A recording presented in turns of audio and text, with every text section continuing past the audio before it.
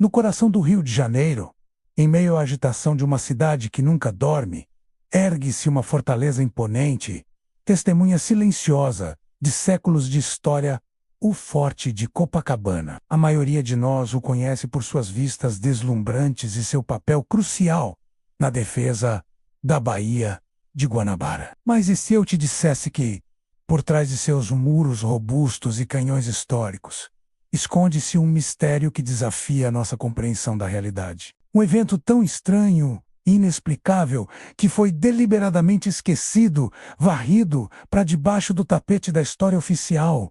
Hoje, vamos desenterrar esse enigma. Vamos viajar de volta no tempo, para uma noite em 1937, quando o Forte de Copacabana se tornou o palco de um dos fenômenos mais bizarros já registrados no Brasil. Prepare-se, porque a história que você está prestes a ouvir pode mudar a forma como você olha para o céu do Rio de Janeiro para sempre. Estamos em 1937. O mundo está à beira de uma nova guerra.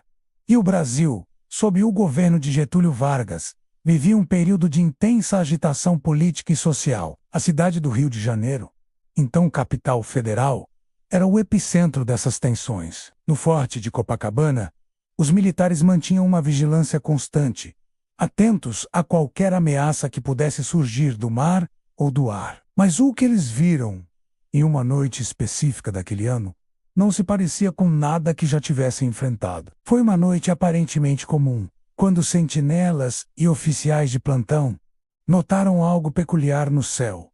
Luzes trans, que não se comportavam como estrelas, planetas ou qualquer aeronave conhecida da época. Os relatos iniciais, compartilhados em voz baixa entre os soldados, descreviam pontos luminosos que pairavam sobre o oceano, próximos à fortaleza. No início, muitos pensaram que poderiam ser balões meteorológicos, ou talvez reflexos de luzes da cidade nas nuvens baixas. Mas essa explicação logo se mostrou insuficiente. As luzes começaram a se mover de forma errática e inteligente. Elas aceleravam a velocidades impossíveis, paravam abruptamente no ar e realizavam manobras em ângulos agudos, que desafiavam as leis da física e da aerodinâmica conhecidas. O que começou como uma curiosidade rapidamente se transformou em alarme. O fenômeno não foi visto apenas por um ou dois soldados sonolentos. Dezenas de militares, de diferentes postos e patentes, testemunharam o espetáculo luminoso.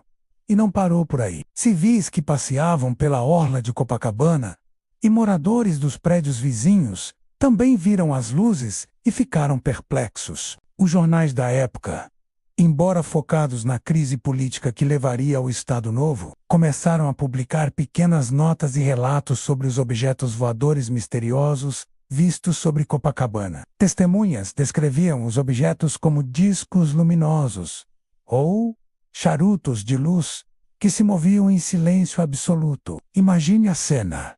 Em uma era sem drones, satélites ou a tecnologia de aviação avançada que temos hoje, ver algo assim no céu era simplesmente desconcertante. Uma testemunha, um oficial do exército cujo nome foi mantido em sigilo nos relatórios, afirmou ter observado um dos objetos através de um binóculo. Ele descreveu uma forma metálica, sem asas, janelas ou qualquer forma de propulsão visível, emitindo uma luz pulsante que variava de cor. Outros relatos mencionavam que as luzes pareciam se comunicar entre si, piscando em padrões sincronizados, antes de dispararem em direções opostas e desaparecerem no horizonte em questão de segundos. A confusão era total. Seria uma nova arma secreta de uma potência estrangeira?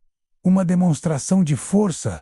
Ou algo de outro mundo? Diante de um fenômeno tão anômalo e testemunhado por tantos militares, a reação do comando do Forte de Copacabana foi imediata, mas discreta. A ordem era clara: registrar tudo, mas não causar pânico. Relatórios internos detalhados foram compilados. Os oficiais entrevistaram cada testemunha, coletando descrições minuciosas do que viram: a hora, a duração, a trajetória das luzes, suas cores e formas. A principal preocupação era a segurança nacional. Naquela atmosfera pré-guerra, a possibilidade de serem aeronaves de espionagem avançadas não podia ser descartada. Os canhões do forte, projetados para afundar navios de guerra, foram colocados em alerta, embora ninguém soubesse exatamente para onde apontar. Como atirar em algo que se move a velocidades vertiginosas e pode desaparecer em um piscar de olhos? A tensão dentro da fortaleza era palpável. Os soldados olhavam para o céu com uma mistura de medo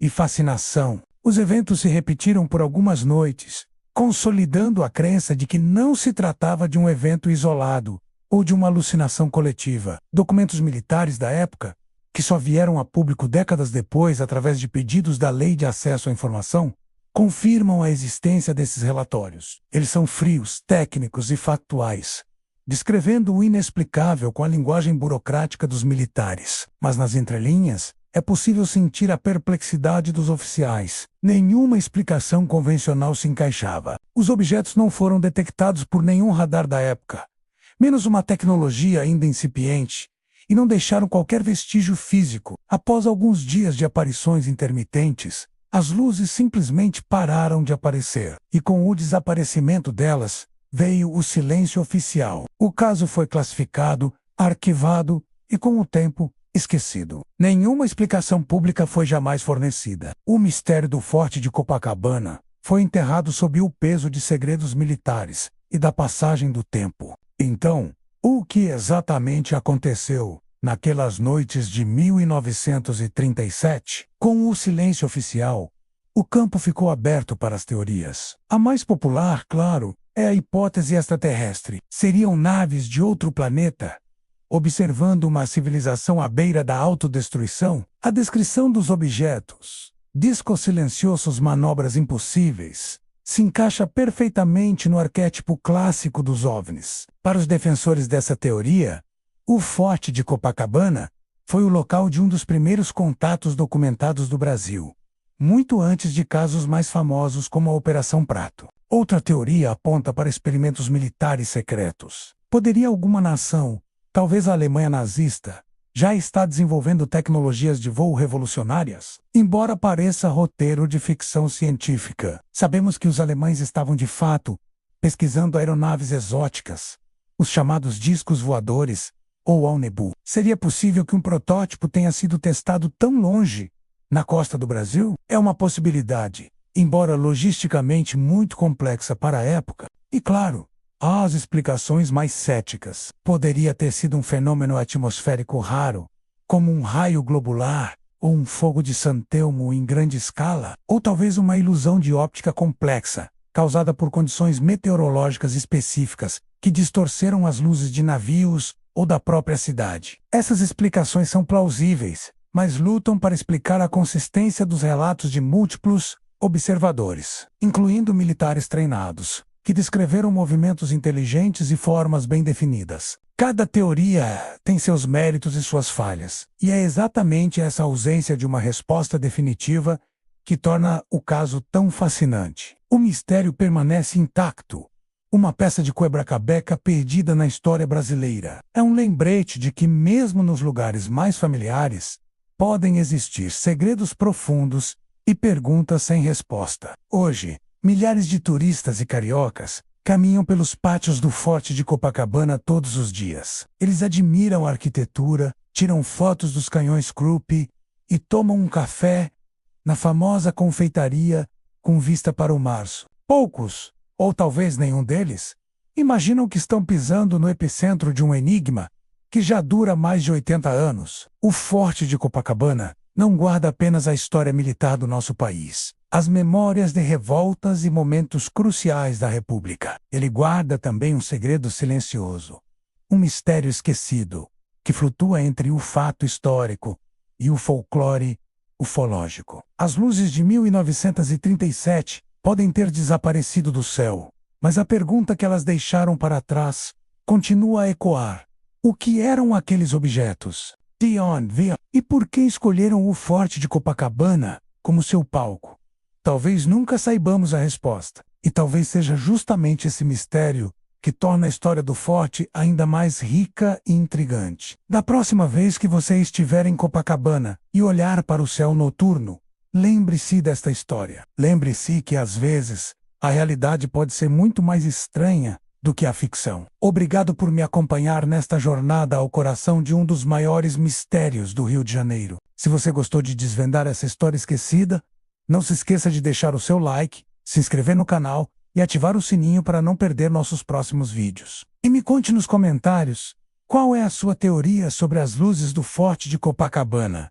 Eu adoraria saber o que você pensa. 8. Approxima.